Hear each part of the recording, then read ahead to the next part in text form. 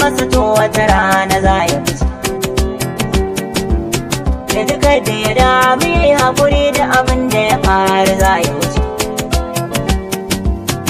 Ya yarda da kadarar da ta wuce a ɗanye a kalau ya isa.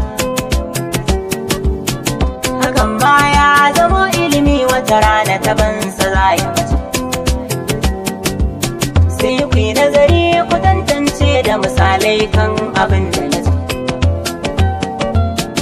Gidan gyaran hali waraka, turmi ka jora daka, sahuna na masu nika, haure ado a baka, dinki tare baraka, sutura asa a jika, bakin nura inuwa, baitoci suke ta zuwa.